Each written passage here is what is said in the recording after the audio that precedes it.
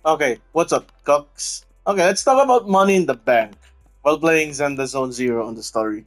Uh, I don't want to get all to all the matches. I just want to post a hot take regarding Money in the Bank 2024. So we're getting the Notorious Hunt. Uh, in the men's Money in the Bank ladder match, the one that opened the night, it was Drew McIntyre who won the briefcase. And the build up to this match is I am going to cash in on the very same evening, and it's part of the two-step process to regain the world's heavyweight championship. Diba? That's right. Yun yung ano, diba? Yun yung parang storya na that's like the storyline that they're lingering to. So during the World Heavyweight Championship match, which is oddly the third match of the night. Uh, I have problem with the placement. I'm gonna get to that later. The third match of the night. Drew McIntyre cashed in to during the match when Damian Priest and Seth Rollins are still fighting. So it's like Seth Rollins cashing in Money in the Bank during WrestleMania 31 when Roman Reigns and Brock Lesnar are still having a match. So Drew McIntyre cashed in between the World Heavyweight title match. And people are saying this is a dumb move by Drew. I think it's better because if you think about it, if he cashed in post match, CM Punk would have still cost him the title by disqualification. Drew factoring that in, at least it would still be legal if he still would have a chance to win the world's heavyweight championship. I think that's a valid thing to do. So he cashed in middle match. CM Punk comes in, interferes, chokes him with a television cord. I don't think CM Punk is gonna get the Justin Roberts treatment. So, eh? I don't know. They released Daniel Bryan when Daniel Bryan choked out Justin Roberts on live TV. So I don't know the future about CM Punk, but yeah, good cash in. Another thing to note, there was a botch. So Seth Rollins pinned Damien Priest 1, 2, 3, and people thought Seth Rollins. I even thought Seth Rollins won the match. I guess the process should have been Seth Rollins pinning Damien 1, 2, and then Drew's music hits. But the timing was off, so it looked like a very obvious botch. And the referee should have done the thing. I mean, it would still be uh, Drew not winning the World Heavyweight Championship. Seth would have gotten it.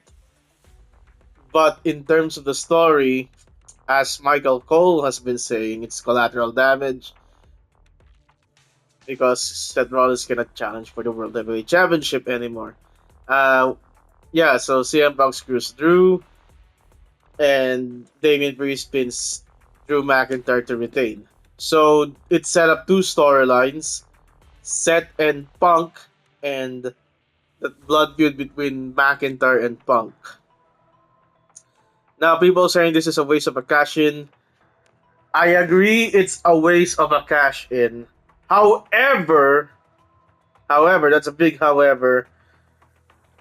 Looking at the field, Cody is in for a long run as champion, and he is rumored to be feuding with The Rock at Mania. So there's no room for a cash in right there. If you're gonna cash in on Cody, it's gonna fail. Then, if you're gonna cash in on Damien, it will ruin the Gunther Damien feud at SummerSlam. And if you're gonna cash in on Gunther, it's gonna hurt Gunther's aura. Because they're planning to have Gunther and Cody as champions beyond WrestleMania. So I get it. They went to the most predictable way and let the men's briefcase be wasted to further storyline. So it's one Money in the Bank briefcase, and you get at least 1.5 storyline. Point 5 for the development of Drew and Punk, and one storyline for the restart of the Seth Rollins CM Punk feud. And I don't think CM Punk and Seth Rollins needed a title anymore, so it's a whole ordeal. Although I want to see CM Punk versus Gunther at WrestleMania, that's gonna be good. Yeah. So yeah, it's a waste of cash in, but I think it's the right thing to do, given the field of the World Championships. You're not gonna go Austin Theory and cash in on the mid card titles because people hated that idea. Triple H obviously did that to get the briefcase off of Austin Theory because he has no plans for Austin Theory at that time. Austin Theory was a Vince McMahon project, and if he's not gonna cash it, it's gonna be like Damian Priest lingering with the MITV briefcase for a long time, you know. And if he did the Damian thing, cash in on WrestleMania, it's gonna hurt Cody. It's gonna hurt Gunther. So we're expecting two long title reigns from the world champions, at least until next year's Money in the Bank, and then let's see to it. Okay, so the first match that was Damian Priest and Drew McIntyre. Yeah, Damian Priest. I mean, no, Damian. No, Drew McIntyre winning the Money in the Bank. The match was really subtle. Subtle for a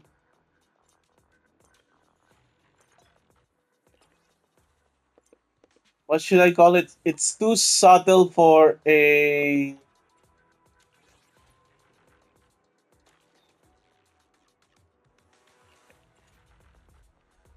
it's too subtle for a Money in the Bank match. That's what I think. The second match was the Intercontinental Championship. I was hoping for a Brock Lesnar like type of squash match where Braun Breaker's just gonna spear Sami Zayn because I'm pretty tired of Sami Zayn and another underdog run by Sami.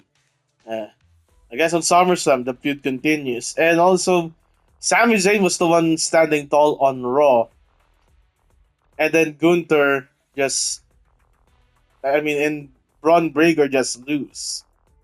The reverse momentum theory suggests if you're the one standing tall on the Go Home show, you're gonna lose the at the next pay per view, and that didn't happen. Weird. John Cena announces his retirement in WWE, but also John Cena he's gonna retire at WrestleMania in that promo, and then at the press con he retracted that and he's gonna retire at the end of 2025. So it's really confusing. It's really cloudy. He was changing. It went from I'm retiring tonight, retiring at Money in the Bank, to retiring at WrestleMania, to retiring at the end of 2025. So it's a bit cloudy. But thank you, John Cena. Yeah. Next one. What's the next match? The next match, yeah, World Heavyweight Championship. So wasted cash in, but it was the right thing. Then Women's Championship, I was going for Green or Tiffy time. So seeing Green as the penultimate holder, and then Tiffany Stratton taking her spot. Yeah, yeah. I think the right winner was chosen. The right winners. I was going for Green and Tiffy time anyway. So word of note, this match is better than it's way better than the men's Money in the Bank match has ever been. There was like a tombstone pile driver on a ladder. There was Lyria Valkyria doing a power bomb on Io Sky. It was awesome. Yeah, I think that was the match of the night. Technical matters. Now we go Standing by. to who will Ready for combat. Tiffany Stratton In position. cash into it. So obviously Bailey, she said on the press conference she has her eyes set on Bailey, and then yeah, we don't have a holder of the briefcase that lasted until SummerSlam. Two holders of the briefcase that lasted until SummerSlam. So it's around after SummerSlam we have an expectation of only one talent is gonna hold the briefcase, and we're gonna go in for a long. I think we're going in on a long women's title holder of the Money in the Bank briefcase. I mean, the women's holder always cashes in at 24 hours, so I'm not. My expectations are low that DP is gonna hold on to the briefcase, but let's see. Because the longest one was Carmella, and then the second longest was Io Sky, and it was at SummerSlam she cashed in. So we never had a women's Money in the Bank holder that go past SummerSlam. Main event, the Arido, the Bloodline Civil War. This time the bootleg Bloodline and Cody and Team RKO. So I think I was expecting Randy to turn heel. Thankfully, he didn't. Solo pinned Cody after Cody got mauled by Jacob Fatu. Jacob Fatu did all the work in this match, did all the damage. Yeah, we're seeing Roman returning at SummerSlam.